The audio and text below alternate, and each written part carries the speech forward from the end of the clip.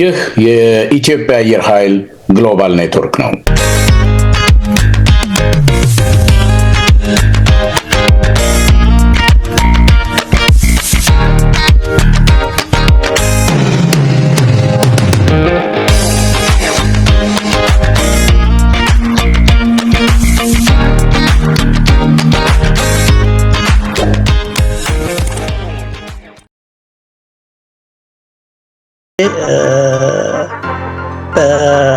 በቀድሞ አጠራር ሲዳሞ ጠቅላይ ግዛት ሀገረ ሰላም ከተማ አጠገብ ሸቅላቤ የምትባል ቦታ ላይ ነው የተወለድኩት።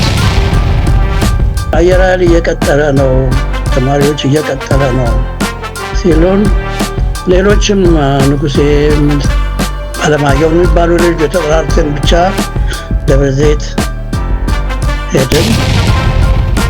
አውሮፕላን መንዳት በእውነት በጣም ከባድ ነገር አይደለም። ከባድ የሚሆነው ምንድን ነው የሚሆነው ያንን ለመንዳት መፈጠርክም ከተፈጠርክም። መኪና ማንም ሰው ይነዳል። መኪና ስነዳ አዋቂ ነው ማለት አይደለም። አውሮፕላንም እኔ ስነዳው ነድቻለሁ፣ ያው ነዳው ማለት እችላለሁኝ። ታክሲ ማድረግ ያለውኝ፣ ሰማይ ላይ ወጥቻለሁኝ። ወደ ግራም ወደ ቀኝም ወደ ፊትም ወደ ኋላ ማድረግ ሞክሬያለሁ። ግን በእርግጥ ለመናገር አምኖት ቦርን ለዛ አልተወጣም። አንደኛው አየር ምድብ ፐርሰኔል ነው የተመደብኩት። ሐረር ሜዳ ተመለስክ? እዛው የድሮ ክፍል ማለት ነው። ሐረር ሜዳ እዛ ተመደብ። ያው መደበኛ የአየር ኃይል አገልግሎት መስጠት ተጀመረ። በጣም አዘንኩበት ነገር ግቢው አረንጓዴ በአረንጓዴ ነው። ልብሱ ተለውጦ አረንጓዴ ሆኗል። በጣም ማዝንበት ነገር ምንም ምክንያት በሌለው አሁን እዚህ ሀገርም ኤርፎርስ እኔ አሁን አሜሪካን ሀገር ብዙ ኤርፎርሶች አየሁ። ኤርፎርስ ጣቢያዎች አየሁ። የሚለብሱት ወታደራዊ ልብስ ካኪ ነው። የአየር ኃይል ዩኒፎርሙ ካኪ ነው። በቃ ሌላ አይደለም። ምንም ትርጉምም የለውም፣ ምክንያትም የለውም። ያንን ኬፕ ተለውጦ ባዴ ለበሱ ተብሎ ይሄ በጣም የሚያሳዝን ነው። ለምን እንደሆነም አላውቅም። በዚህ በኩል ብዙም የተካሄደበት አልመሰለኝም። ለምን የአየር ኃይል ልብስ በኋላ ላይ ካኪ ነበር። እኛ ስንገባ ካኪ ሆኖ ነበር።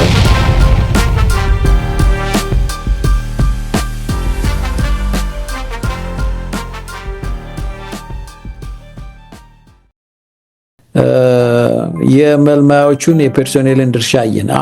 ወደ እድገት እስቲ እንምጣ። የእድገትን ፐርፎርማንስ ቤዝድ ነው እናውቃለን። እንደው እንዴት ነበር ሂደቱ? ማንን ይመዝናል? ተሰብስቦ መጥቶ የፐርሶኔል ስራ ምን ነበር እና ፕሮሞሽን እንዴት ይሰራ ነበር? እድገት ጊዜውን ጠብቋል። እንደገና ደግሞ አክስለሬትድ የሆነ ፕሮሞሽን የሚያገኙ ሰዎች ነበሩና እዛች አካባቢ ያለውን እስቲ ትንሽዬ ነገር በለን። እንግዲህ አንዱ የፐርሰኔል ስራ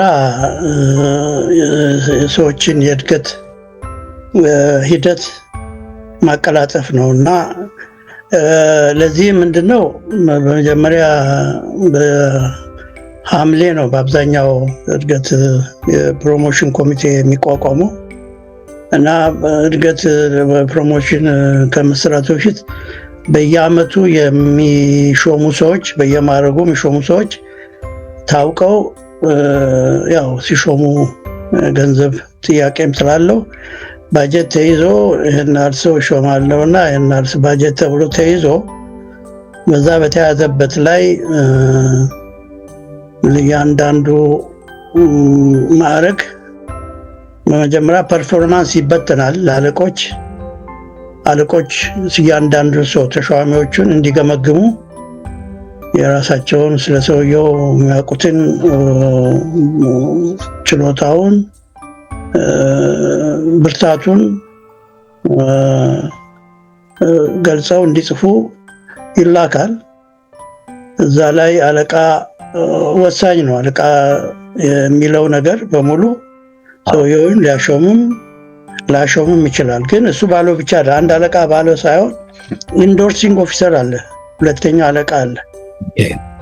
የኔ አለቃ የመጀመሪያው አለቃ ስለኔ በደንብ ከገለጸ በኋላ ቀጥሎ ያለው አለቃ ደግሞ ማይስማማበት ነገር ካለ ወይም የሚጨምረው ነገር ካለ ለሱም የተተወ ቦታ አለ። እዛ ላይ የበኩሉን አስተያየት ይሰጣል። የሚቃወመውም ነገር ካለ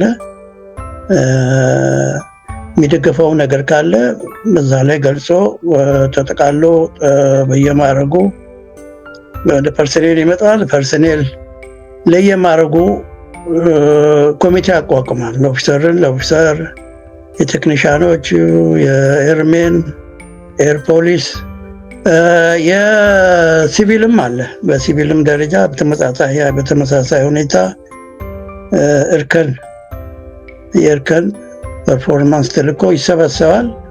እንግዲህ ኮሚቴዎች ከተቋቋሙ በኋላ አየር ኃይል እያንዳንዱን ተሿሚ ፐርፎርማንስ ከማህደር ጋር አድርጎ ለሹመት ኮሚቴ ያቀርባል። ሹመት ኮሚቴ መገምገም ነው፣ ሌላ ስልጣንም የለውም። 5 ነው ዩዥዋሊ የሚሆኑት። 5ቱ ሰዎች አለቆች የጻፉትን አይተው ሰውየው ክራይቴሪያዎች አሉ፣ የሚያወጡት ክራይቴሪያ አለ። በዛ ክራይቴሪያ ካለፈ ይሾማል። ማያሾመው ነገር ካለ ደግሞ ዲሌ ይደረጋል እና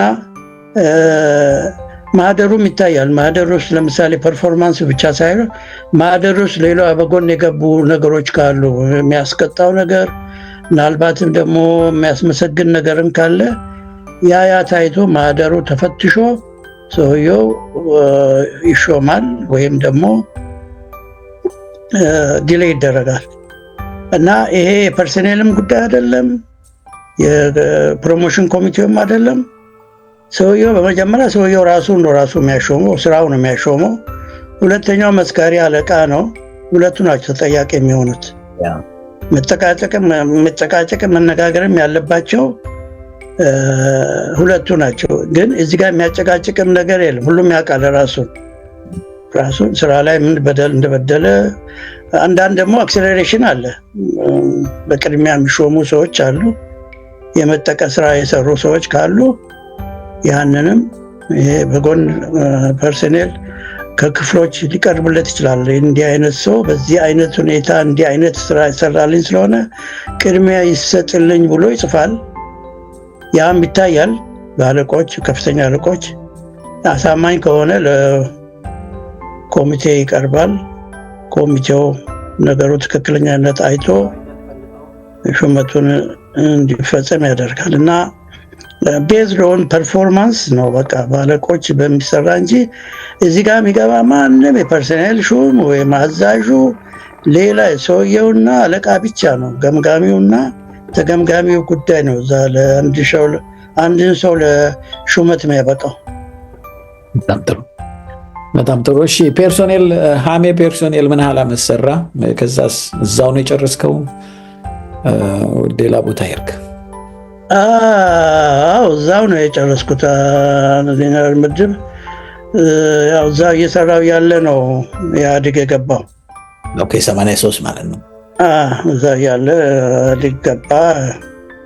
እንግዲህ እንደሌላው ሰው መበተን ተበተን። እንግዲህ ሌላው ሰው ያጋጠመው ነገር በሙሉ እኔም አጋጠመኝ እና ነገሮቹ ሳስባቸው ኢህአዴግ ያው ሁሉም ሰውም ያመራል። የተሰራው ስራ በአየር ኃይል ሰራዊት ላይ የተደረገው ግፍ የደረሰው ግፍ ያው በሌላውም ወታደርም የደረሰው ግፍ እጅግ ከባድ ነው። ምክንያቱም ያለ ዝግጅት ምንም ለነገ ተብሎ ባልተቀመጠ ሁኔታ ላይ ቤተሰብ እንዲበተን በረሃብ እንደመሰቃይ ነው የተደረገው። ይሄ አንድ በጣም ክፋትን አንድ ብሎ መጥራት የሚቻለው በዚህ አይነት ሁኔታ ላይ ነው። በጣም የሚያሳዝነኝ ሁኔታ ነበር የተፈጠረው እና እኔም እንግዲህ የገፈቱ ቀማሽ ነበርኩኝ። እውነት ነው። ያልተነገረለት ብዙ ያልተባለለት ከግፎች ሁሉ ግፍ ነው የተፈጸመው ያን ጊዜ ሀገር በጠበቀ እንግዲህ ቀደም ስትል እንደተናገርከው በመሰረተ ትምህርትም ይሁን በሌላ መስኩ ከዳር ዳር ተንቀሳቅሶ ኢትዮጵያን የጠበቀ ኃይል ላይ ጊዜ ስለሰጠን ብቻ በቂም በቀል ብዙ ነገር ተደርጓል። 83 እውነትም የግፍ ጊዜ ነው። በተለይ ለአየር ኃይል ደግሞ የከበደ ነበር። ምክንያቱም ፊት ለፊት አይደለም፣ ያው የታዘዘውን የሚፈጽም አካል ነው፣ ድጋፍ ሰጪ ነው። እነሱም በመጨረሻው ሰዓትም ቢሆን የታደጋቸው አየር ኃይል ነው እና ትልቅ ግፍ ነው የተፈጸመው። እሺ ካፈረሱት በኋላ የተወሰነ ሰው መልሰዋል። እዛስ ውስጥ የመግባት እድል አልነበረህም? አዎ ተመልሻለሁ። እንደውም መጀመሪያ ከተመለሱት አንዱ ነኝ። ያኔ እነሱ ከስራ አባረሩኝ እና መኪና ነበረችኝ፣ አንድ መኪና። እሷን ለስራ በሚመች አይነት ሁኔታ አድርጌ የማላቅበትን ሹፍርና ጀመርኩ። ወደ ድሬ ደንቃቃ ትናንሽ እቃዎች ማመላለስ ጀመርኩ። አክቲቪስት ልጆቼን መመገብ የቻልኩት በዛ አይነት ሁኔታ ነው፣ ያቆየኋቸው በዛ ሁኔታ ነው እንጂ እነሱ በሰሩት አይነት ሁኔታ ቢሆን የአየር ኃይል ሰራዊት የትም ወድቆ የሚቀር ነበረ። በአብዛኛው የትም ወድቆ መንፈስ፣ ጽናቱ፣ ብርታቱ በጣም ያደንቀኛል። በተለይ ባለቤቶቻቸው ያደረጓቸው ብርታቶች አብዛኛውን ቤተሰብ ቀጥሎ አሁን ለተደረሰበት ሁኔታ ደርስ ሆኗል። በጣም በጣም ነው ማደንቀው የአየር ኃይል ቤተሰብ ባለቤቶቻቸውን። የማይሰሩት ነገር የለም። መስራት የሌለባቸውን ነገር ሁሉ እየሰሩ ቤተሰባቸውን አቆይተዋል። ራሱ እኔም መስራት ማልችለው ነገር መኪና ይዤ መንዳት እንጂ መኪና ይዤ የጉራንጉሩ የሄድኩ ዕቃ መጫን ማውረድ ማልችልበትን ስራ ሰርቼ ግን አትሊስት ህይወቴን አቆይቻለሁኝ። በዚህ መሀል ባለቤቴ ከፍተኛውን ጥረት ታደርግ ነበረ። በእርግጥ እሷ የመንግስት ሰራተኛ ስለሆነች ቤተሰቤ ብዙም የተቸገረው ነገር የለም። በሌሎች ግን ሳየው እጅግ በጣም ነው ማዝነው እና ከዛ ወደ ስራ ተመለስን። መጀመሪያ ከተመለሱ ሰዎች አንዱ ነኝ። በጣም ማዝነው መጀመሪያ ስገባ የአየር ኃይል ግቢም አልመሰለኝም። በጠቅላላው ግቢው ድብልቅልቁ ወጥቷል። መንገዱ ሁሉ ርቀት ነው። በሮች ተሰባብረዋል። በጣም የሚገርመው የኦፕሬሽን ማኑዋሎች ከጓሮ በኩል ከኛ ቢሮ ጀርባ መሬት ላይ ወድቀው ዝናብና ፀሐይ ይመታቸው ነበር። በጣም ያሳዝን ነው። እኔ ባልኮኒዎች ልብስ መስቀያ ነበሩ። አንዱ በር እንኳን ያልተሰበረ አንድ በር እንኳን አልነበረ። ዞሬ እንደው ዝም ብዬ ሳይ ጠቅላይ መምሪያ አንድ በር ያልተሰበረ አልነበረ። እና ይሄ የጠላት ምን አይነት ጠላት ነው? የጠላትም ጠላት ነው። እንዲህ አይነት ስራ፣ እንዲህ አይነት ክፋት፣ መጥፎነት የሚሰራ ማህደሮች ወርደው መሬት ላይ ናቸው። ኮሪደሩ ነው ወድቀው ነበር የነበሩት። እንግዲህ በስንት ጊዜ የተጠበቀ ነው። የአንድ ሰው ህይወት እኮ ነው። ህይወት ማህደር ማለት የአንድ ሰው ህይወት ነው። አንድ ሰው ስንት ዓመት ሙሉ የሰራበት ነው፣ ያደገበት ነው፣ ወደፊትም የሚኖርበት ነው። ይህን ሁሉ የትም ጥለው የትም አድርገው ግን እነሱ ግቢ ውስጥ ይንፈላሰሱ ነበረ። እጅግ በጣም ያሳፍር ነበረ። ገባን። ጡረታ ነበረ በአብዛኛው የምንሰራው። ጡረተኛ ተፈቅዶ ነበር ያን ጊዜ። ጡረታ እድሜያቸው ለጡረታ ያደረሰ እነሱን ፎርም ሞላ ነበረ። በጣም ብዙ ሰው ሞላን። በጣም ብዙ ሰው እና አንዳንዱ የዝውውር ጥያቄዎችም አልፎ ነበረ። አለቆች እነሱ ነበሩ፣ ቀጥታ አለቆች እነሱ ሆነው ዲስሚኔሽን የሚባል ነገር አመጡ። ሙያን ማስተላለፍ ሙያ ለማስተላለፍ መጀመሪያ ቤዚካሊ የሙያው መቀበል የሚያስችል ሁኔታ ሲኖር ያስፈልጋል። ከየት ይምጣ? እኛ ምንድነው እነሱ የሚገምቱን እኛ አንድ የደበቅን ሌላ ነገር የደበቅን አይነት አድርገው ነው የሚገምቱት። እንግዲህ በዚህ አይነት አንዳንዱ ነገሮች በእንግሊዝኛ ነው የሚመጡት ወይም በቱርክኛ ነው። አሁን ሮሚናሮ ላይ ያሉት ነገሮች እንዴት አድርገህ በአማርኛ ከየት ይመጣል? ይህን ነገር ለመግለጽ ሆን ብለን እኛ ነገሩን ያጣምም ነበር ይመስላል። በተለይ እኔ ከአንድ አለቃ ጋራ ያው የጊዜው አለቃ ተባለው ጋራ በጣም መጥፎ እንትን ውስጥ ገብቶ ነበር። መጥፎ አይነት እንትን ውስጥ ከቶኝ ነበር እና ኤኒዌይ እንደምንም ከነሱ ቆየን። የሲሚኔሽን የሚባለውንም ፈጸምን። በዚህ መሀል እዛ የተወሰነ ጊዜ ይመስለኛል 6 ወር ገደማ እንደሰራው ወደ ልደታ አየር ምድብ፣ ድሮ 6ኛው አየር ምድብ ነው የሚባለው። 6ኛው በኋላ ልደታ አየር ምድብ ተባለ። ልደታ አየር ምድብ ተዛወርኩ። ስዛወር አስተዳደርና ፋይናንስ ዋና ክፍል ሆንኩኝ። ፐርሰኔል እዛ ውስጥ ነው። አስተዳደር፣ ፋይናንስ፣ ፐርሰኔል አንድ ላይ ሆኖ የዛ ክፍል ኃላፊ ሆኜ ልደታ አየር ምድብ አዲስ አበባ ተመደብኩና እንግዲህ እዛ ቻሌንጁ እዛ ነው የሚጀምረው። ምክንያቱም መግባባት አትችልም። አየር ኃይል እያንዳንዱ ነገር በእቅድ ነው፣ በባጀት ነው የሚሰራ። አለቃ ነኝ ብሎ መጡና ያልሆነ ጥያቄ፣ የገንዘብ ጥያቄ ይመጣል። ከየት ይመጣል? ገንዘቡ የለ። ገንዘብ ካዝናውት መኖሩን ነው የሚያውቁት እንጂ ያ ገንዘብ ተበጅቶ የተቀመጠ መሆኑን ይህን ለማስረዳት በጣም እንቸገር ነበር። በእርግጥ ትንሽ ይገባዋል ብዬ የማስበው እኔ ማነው ይሄ አቤ ጀነራል አበበ አትሊስት የሆነ አንደርስታንዲንግ ነበረው። በጣም ሲቸግር እሱ ጋር ነበረ። እንደዚህ ጥያቄ ተጠየቅኩኝ እላለሁኝ። እንግዲህ እሱ በቋንቋ እንዲህ ብሎ ይናገራል፣ ወይም በሌላ አይነት ተፈጽሞ ይሆናል። ያልሆነ ፍጹም ለምሳሌ በአንድ ወቅት የሆኑ እዛ ጥበቃ የተመደቡ ሰዎች ወደ መቀሌ እንዲሄዱ ተወሰነ። ሲወሰን እንትን አልነበረም፣ አውሮፕላን አልነበረም። አውሮፕላን ትኬት ይገዛላቸው 5 ሰዎች ናቸው። ለ5 ሰዎች ባጀት ከየት የመጣ በማ ገንዘብ በየት የመጣ ገንዘብ?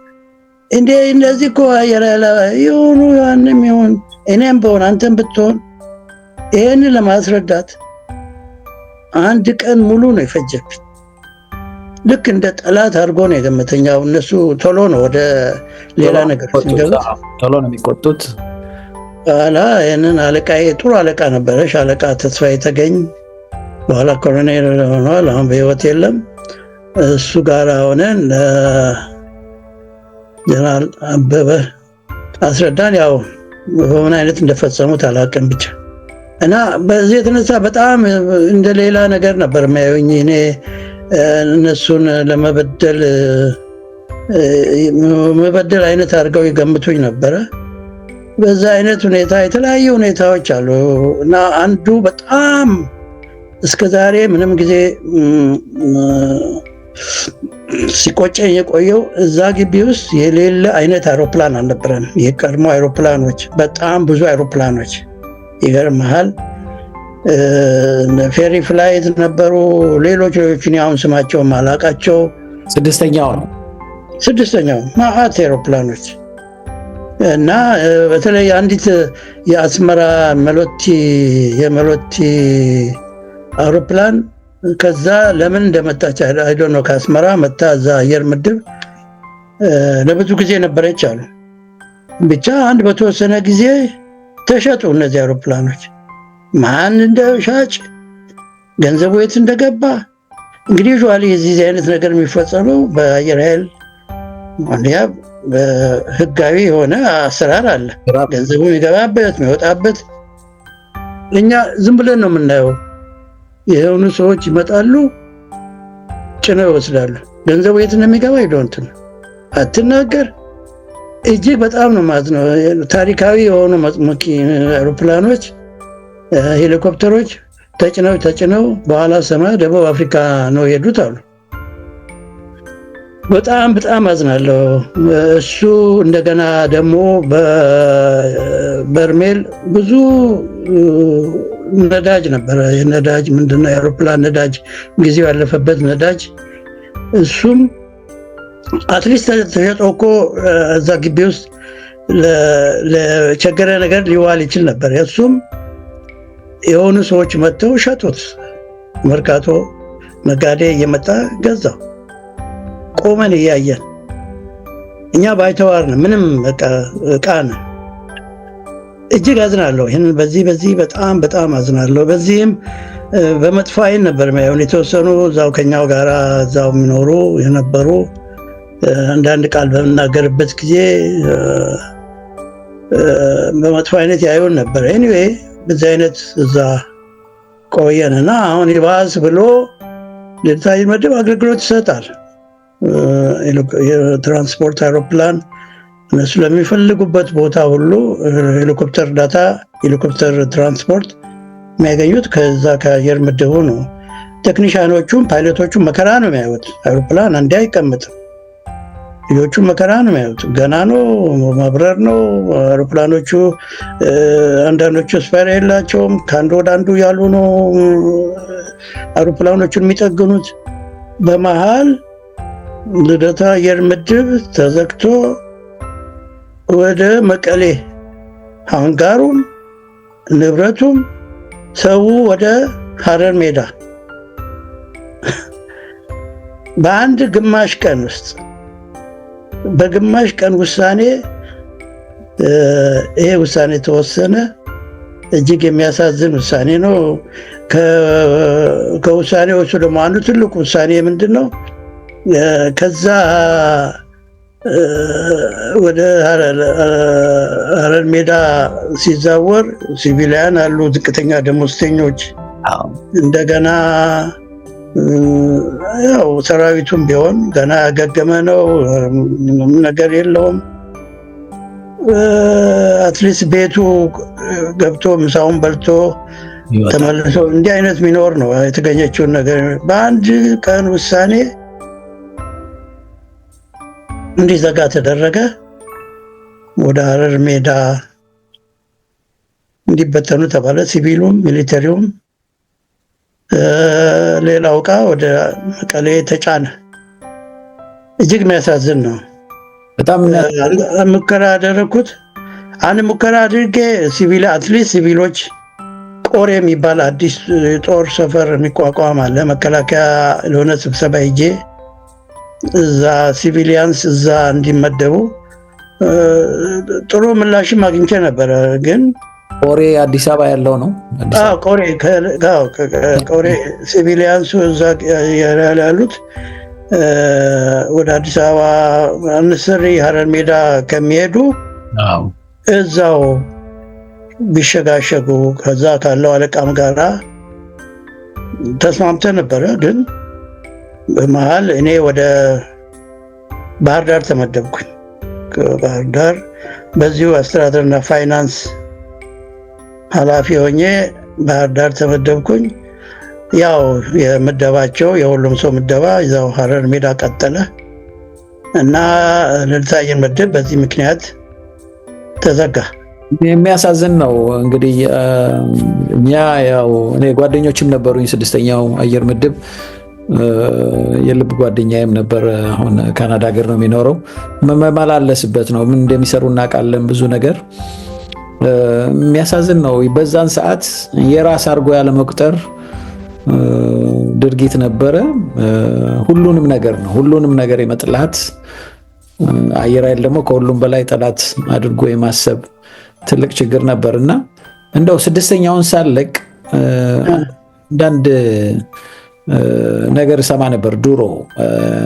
ስድስተኛው የትራንስፖርት ስኳድሮን ነው እና አየር ኃይል እንግዲህ አመሰራረቱም ይመስለኛል ከምድር ጦር ጋር የነበረ ነው አይደለ? ድሮ ወይም ከአንደር ዲፌንስ ሚኒስትር ስር የነበረ ነው። አየር ኃይል ቀጥታ አየር ኃይል ስር የነበረ አይመስለኝም። በኋላ የተቀላቀለ ነው ይመስለኝና የትራንስፖርት ስኳድሮን በመሆኑ ልክ እንደ ውጊያ ስኳድሮን ትኩረት አልነበረውም የሚሉ ሰዎች አሉ።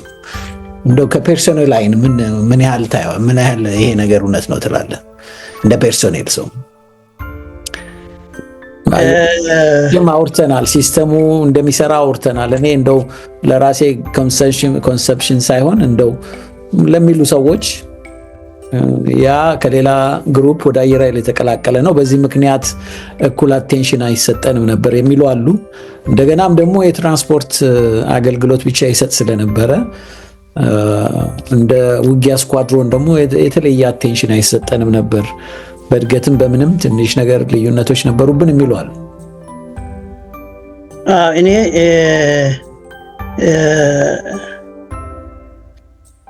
እኔ በዚህ በኩል አሁን ብዙ ሀሳብ መስጠት ይከብደኛል። በጊዜው አልነበርኩኝም። አሁን ይሄ ነገር በሚደረግበት ጊዜ እኔ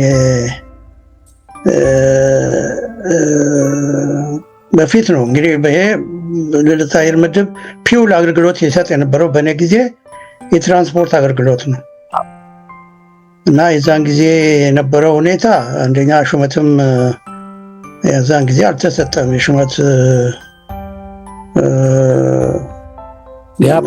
ዝግጅትም አልነበረ በወያኔ ጊዜ ማለት ነው። እሱ ኮምፕሊትሊ ትራንስፖርት ብቻ ሆኖ ነበር። ኮምፕሊትሊ እንትኖቹ እዛ ነበር የነበሩት። እነዚህ እንትኖቹ እዛ ነበር የነበሩት። ተዋጊዎቹ በሙሉ ሄሊኮፕተሮች ልደታ ሀረር ሜዳ ነው የነበሩት እና እንደው ከእንትን ጋራ ለምንድነው እዛች ስድስተኛው ላይ ከአሰራርም ጋራ ቅድም እንዳልከው ብዙ ነገር ይነሳል። አሁን ይሄ ህግ አክብሮ ፎርማሊቲ አክብሮ አለመስራት ላይ የተንገላቱም ሰዎች አሉ። ፎርማሊቲ እናሟላ ሲሉ በተለይ ብዙ ጊዜ ባሉኝ ጓደኞች ብዙ እንግልት ደረሰበት የሚባለው አበበ ቅጣው፣ መቶ አለቃ አበበ ቅጣው ነው አንዱ። አሰራርን ለማስከበር ብዙ ዋጋ ከፍሏል እና ምን ያህል ታውቀው እንደሆነ አላውቅም። እሱን ስድስተኛው በተለይ ከተመለሳችሁ በኋላ ሪሊ ብዙ ሜስ ነበር። ያው አጠቃላይ አየር ኃይል ነበር። አጠቃላይ አየር ኃይል ደብረ ዘይትም ቢሆን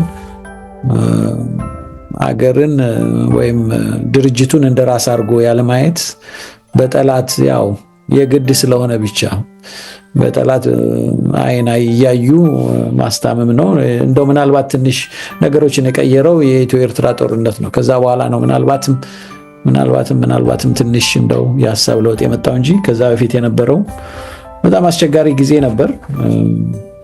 ባህር ዳር እሺ። እና ባህር ዳር እንዴት አገኘው?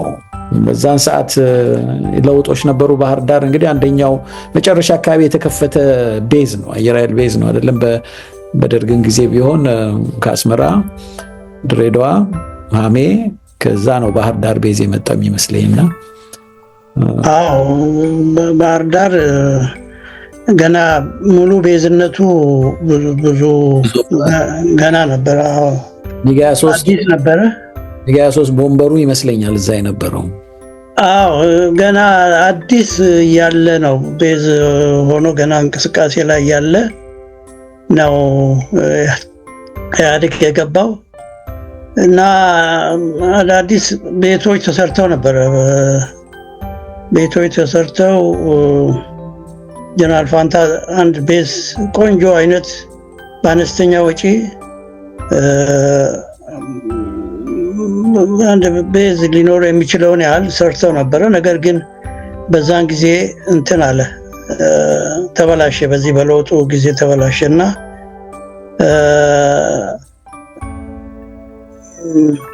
ቤዝ የሚባል ነገር ቤዝ የሚያሰኝ ነገር ጨርሶ አልነበረም እና የሆነ ጋራ ላይ ነበረ አስተዳደሩም ሁሉም ነገር የሚሰራ የነበረው። ግን አውሮፕላኖች ነበሩ፣ ሰዎችም ተመደበው ይሰሩ ነበረ። በመሀል ቤዙ እንደገና ለጊዜውም ቢሆን ስራ ይጀምር ተብሎ አሁንም በጣም የሚቆጨኝ ነገር ነው ያየሁት ነገር ነው። እጅግ አስፈላጊ ያልሆነ ገንዘብ የፈሰሰበት ነው። ልደታ ማነው ባህር ዳር አላዋቂ ሳሚ ነው የሚባለው። የዛን ጊዜ ሹሞች ሆነው እነሱ እኛን ወደ ጎን ትተው እዛ አየር ኃይል የመደባቸው አዋቂዎች እያሉ ዕቃ ገዢ እንጨት ነው የሚገዛው፣ ባህር ዛፍ ነው የሚገዛው። በባህር ዛፍ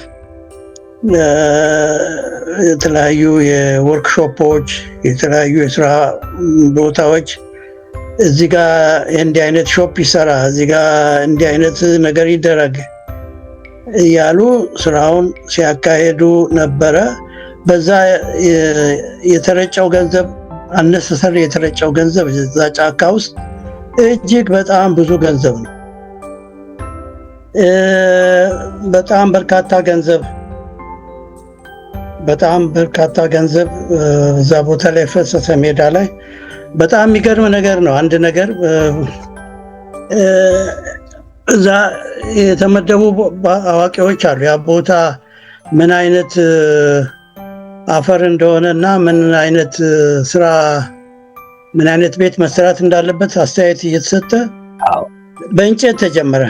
እንጨት በባህር ዛፍ በጣም የሚገርም ነው። የአካባቢ የሚታወቅበት በምስጥ ነው እና ያ ዛሬ የተሰራው ያ ሁሉ ገንዘብ የፈሰሰበት እንጨት በማግስቱ በምስጥ እምሽክ ይደረጋል እና ይሄ ቢመከር አልሆነም እና መጨረሻ ላይ እንደገና ያ ሁሉ ገንዘብ ከፈሰሰ በኋላ አሁንም ጆቤ እሱ እንዲጎበኝ ተደርጎ ስራው ቆመ። እኔ በማስታወሰው ጊዜ የዛን ጊዜ እንደው ወደ 400,000 ብር የዛን ጊዜ ቀላል ገንዘብ አይደለም። አዎ 400,000 ብር ያህል ገንዘብ ባክኗል። መባከን አይደለም እንደው ሆን ተብሎ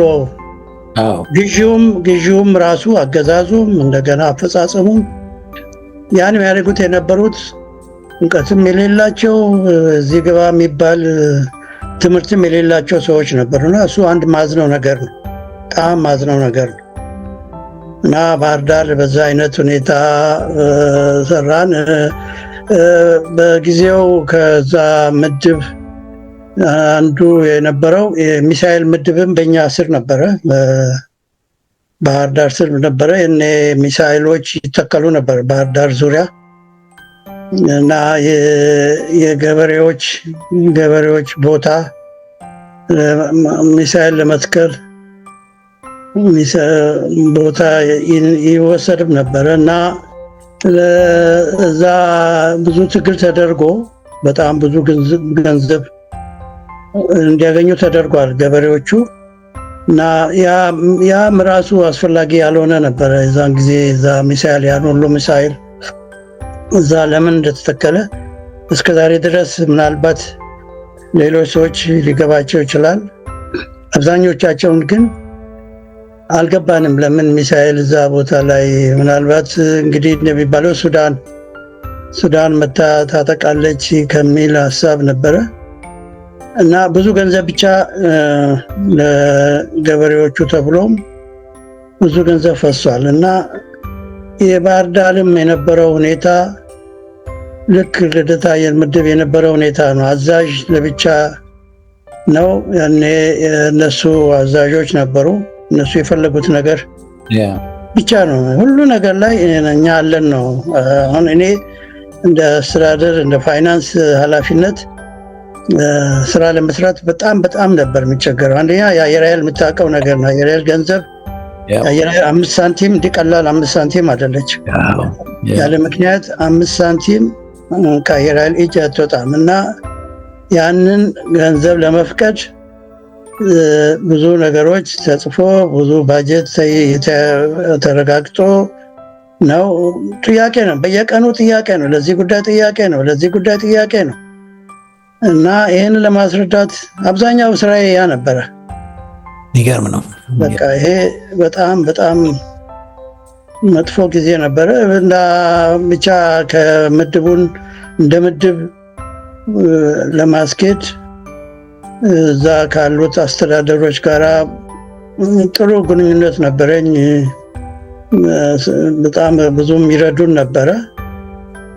ገና ጅምር ምድብ ከባዶ የተነሳ ምድብ ስለሆነ የውሃ ችግር ነበረብን። የውሃ ችግርን ተስተካከለ። ኤሌክትሪክ ችግር ነበረ። ይህንን አስተካከሉልን። ይሄ ሁሉ በዛን ጊዜ የነበረው የክልል መስተዳድሩ ማለት ነው። የክልል መስተዳድር እና በጥሩ ሁኔታ ያስተናግዱን ነበረ። በዛ ያለውኝ ጥያቄ መጣ። የፓርቲ አባል እንደሆን ተጠየቅኩ። የኢህአዴግ ፓርቲ የብአዴን የአማራ ምክንያቱም ብዙ ጊዜ ስብሰባ ይጠራል። ስብሰባ ቀርባለሁ። እዛ ስብሰባ አስተያየቶች እንግዲህ ሳትፈልግ ስላየረን መናገር አይቀርም። እንግዲህ በዛ ነው መሰለኝ ብአዴን አባል እንደሆን ተጠየቅኩ። እኔ አምሎት ሬዲ እዛ አይነት ነገር ማሰብም አልችልም እንኳን መሆን። የተወሰነ ጊዜ ከቆየሁ በኋላ ወደ ጡረታ ተመደብኩ።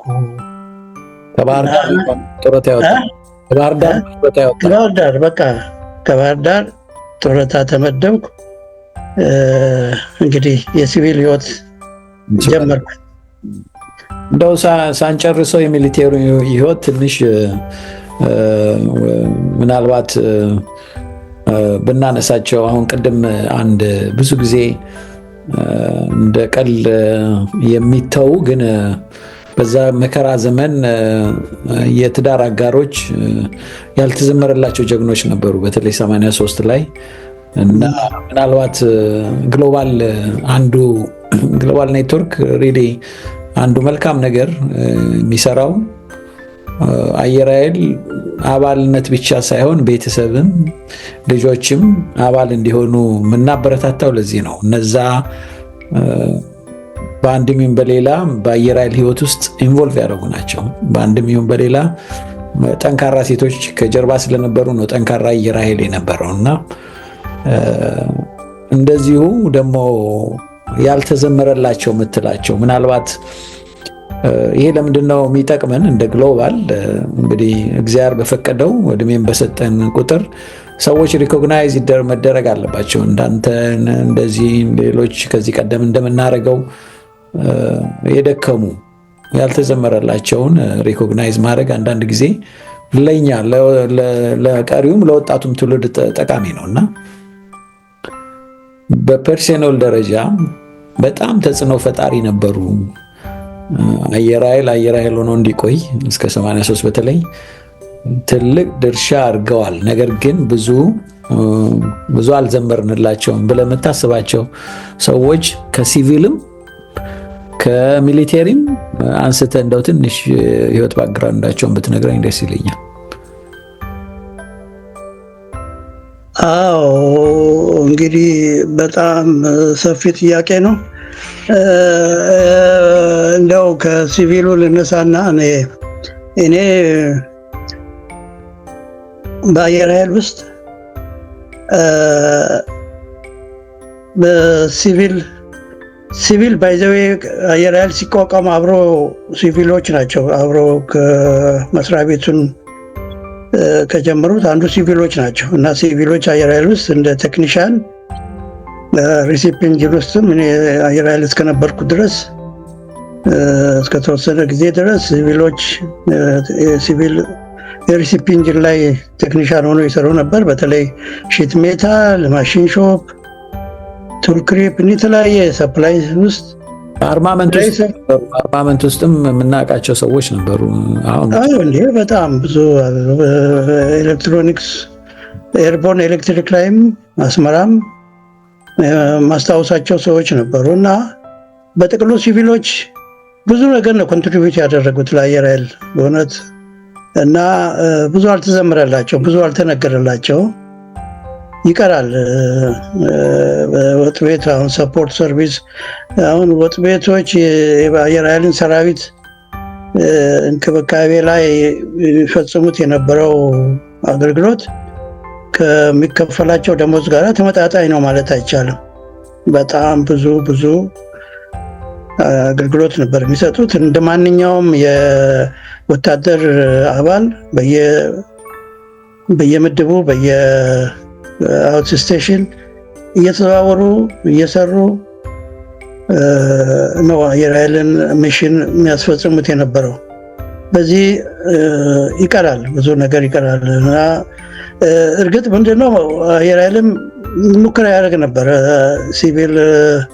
የሲቪሎችን ደሞዝ በተሻለ አይነት እንዲሆን ሙከራ ተደርጎ ነበር። ግን ምንድነው አነሳሱ ላይ ባዘቅተኛ አነሳስ ስለተነሳ አንዱ እሱ ነው። ሁለተኛው ነገር ችግሩ ምንድነው ስለ አቪዬሽን አይታወቅም።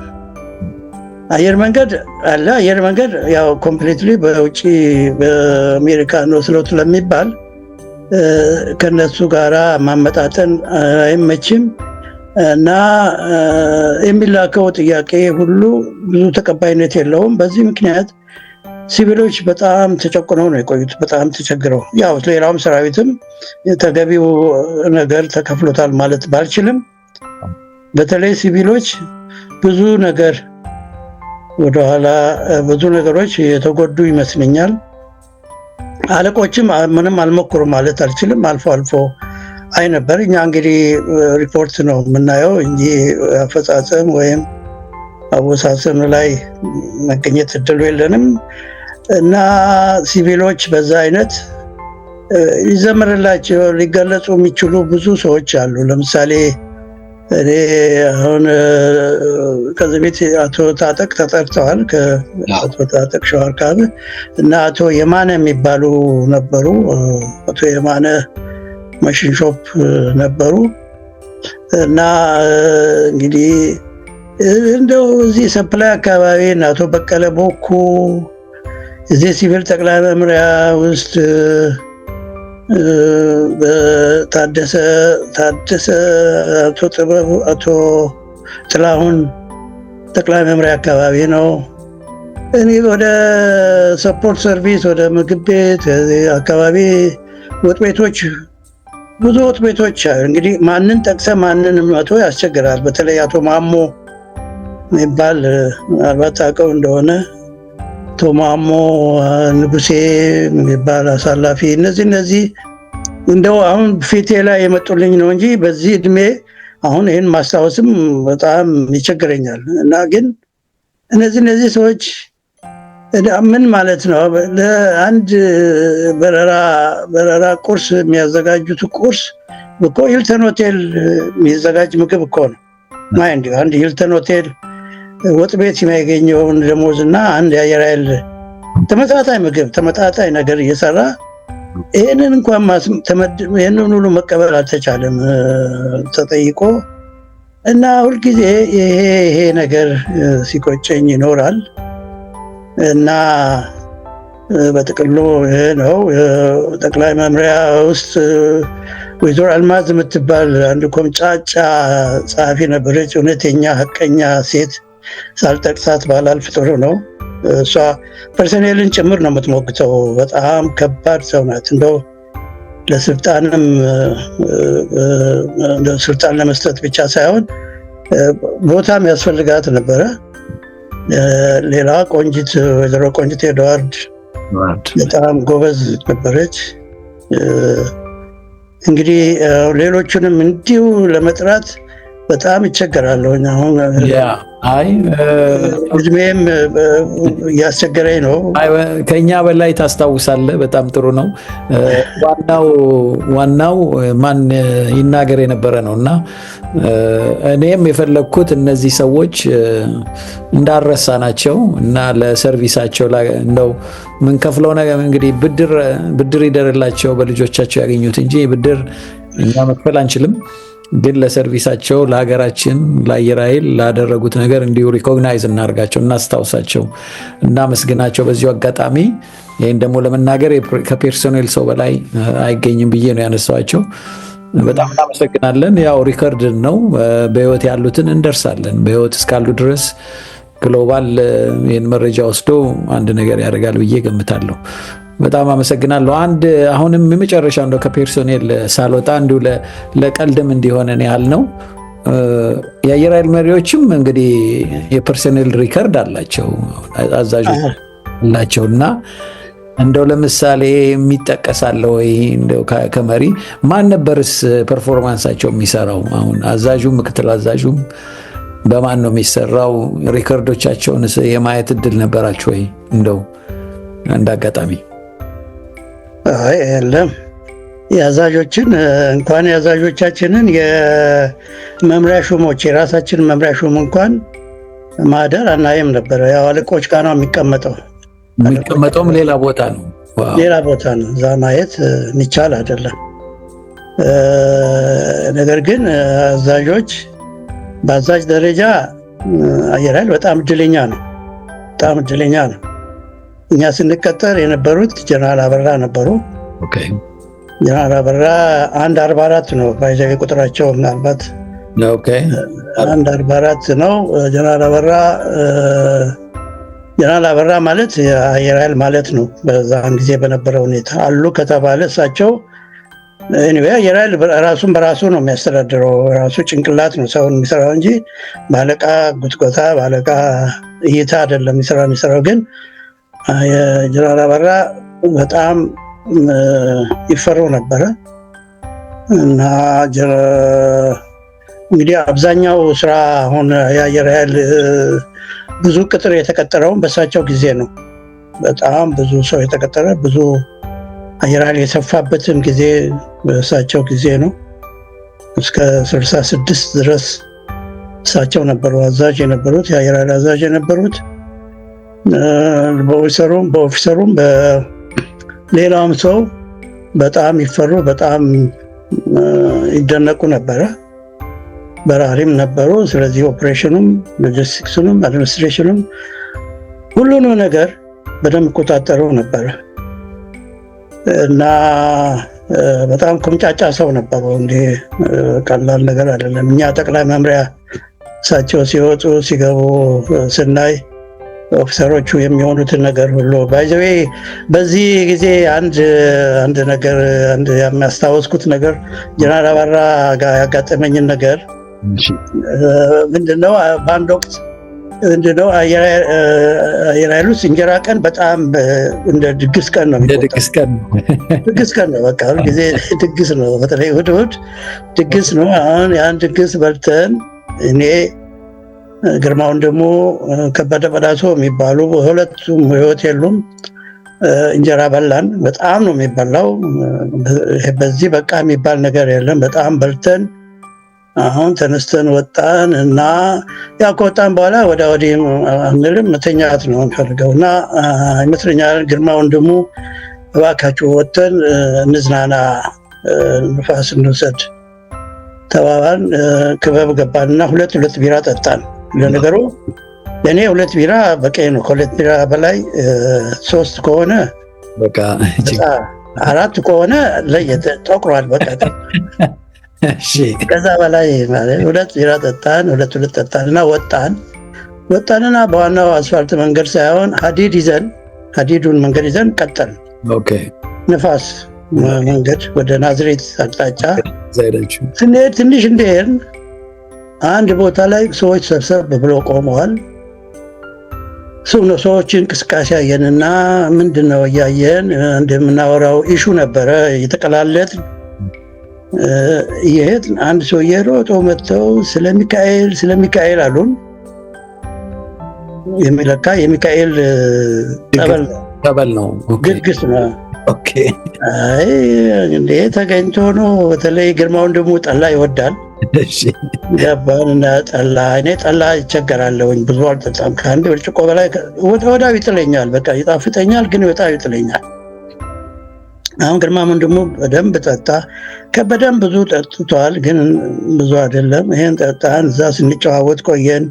ሳናቀው መሸና አሁን በእንትኑ መንገድ እንዳንሄድ በአስፋልቱ ይጨልማል። ስለዚህ በአስፋልቱ እንሂድ ተባብለን ስንሄድ መንገድ ላይ ምን አለ ወደ አዲስ አበባ የሚነዳ ከብት መንገዱን ዝግት አድርጎታል። አንድ አይደለም ሁለተኛ ሶስተኛ በቃ ይነዳል። መዓት ከብት ከታች ይነዳል ወደ ላይ። መንገዱ ላይ መቆም አለ። መንገድ ላይ ሪፍት ብንጠይቅ የሚሰጠን የለም። መጨረሻ ላይ ትንሽ እንደሄድ አንድ መኪና መጥቶ አጠገባችን ቆመ። ግቡ ገባን። አሁንም ያ መኪና ያ ከብቱ አላስነዳም፣ ብዙ አያስነዳም። በቃ አንዱ ሲያልፉ አንዱ ጋር። በዚህ መሀል ሹፌሩ አይናገሩም። አጠገባቸው ያሉ ሰንበዲ ከየት ነው የምትመጡት? እዚህ ጠበል ሄደን ነው። የት? እዚህ ገደማ፣ እዚህ ጠንቋዩ ቤት። አረ ጠንቋይ አይደሉም፣ አረ ጠንቋይ አይደሉም።